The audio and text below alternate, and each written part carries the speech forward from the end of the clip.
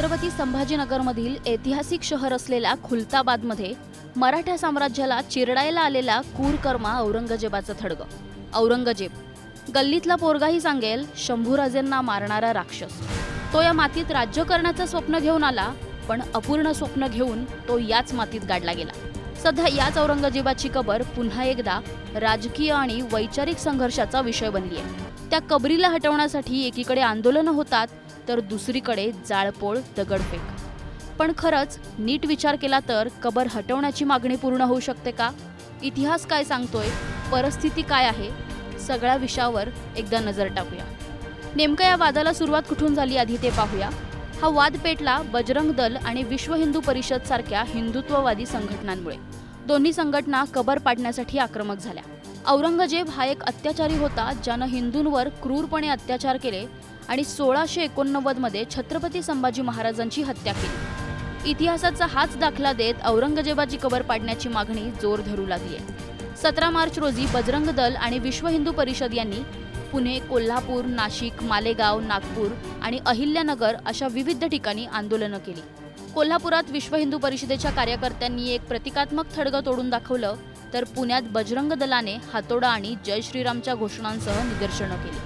या वादाला आणखी तोंड फुटलं जेव्हा समाजवादी पक्षाचे अबू आझमींनी औरंगजेबाच्या कार्याचे गौरवोद्गार काढले आणि त्यावर छत्रपती शिवाजी महाराजांचे वंशज असलेल्या साताऱ्याचे खासदार उदयनराजे भोसलेंनी या थडग्याला पाडण्याची मागणी केली.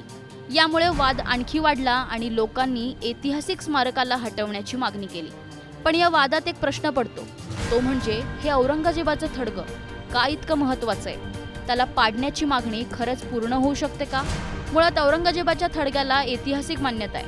थडग्याचं संरक्षण भारतीय पुरातत्व सर्वेक्षण विभागाकडून म्हणजेच ASI कडून केले जाते. ASI अंतर्गत येणारे पुरातत्वीय स्मारकं आणि प्राचीन स्थळे जसं की अजंठा वेरूळची गुफा, सांची स्तूप, कुतुब मिनार, लाल किल्ला आणि इतर अनेक ऐतिहासिक स्थळं हे सर्व प्राचीन स्मारकं आणि अवशेष कायदा 1998 अंतर्गत संरक्षित आहे. आता हे पुरातत्व खातं याबद्दल थोडक्यात समजून घेऊ.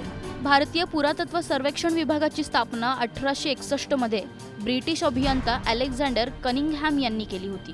आज ASI 3693 पेक्षा जास्त राष्ट्रीय महत्त्वाच्या स्मारकांचे संरक्षण करते आणि भारताच्या समृद्ध ऐतिहासिक वारसांचं जतन करते. आता या सर्व गोष्टी लक्षात घेता महाराष्ट्र सरकारकडे या थडग्याला हटवण्याचा कायदेशीर अधिकार नाहीये. केंद्र सरकार आणि ASI द्वारे याचं संरक्षण केलं जातं. महाराष्ट्रात फक्त छत्रपती शिवाजी महाराजांचा गौरव केला जाईल, औरंगजेबाचं उदात्तीकरण होऊ देणार नाही आणि कोणी जर असं केलं तर कठोर कारवाई केली जाईल, असा इशाराच मुख्यमंत्री फडणवीसांनी या प्रकरणी दिलाय.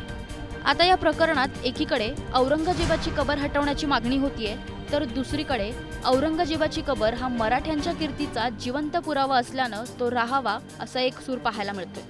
तुम्हाला नेमकं या प्रकरणी काय वाटतं आम्हाला कमेंटमध्ये सांगा आणि या प्रकरणातील अपडेटसाठी न्यूज 18 लोकमतला फॉलो करायला विसरू नका.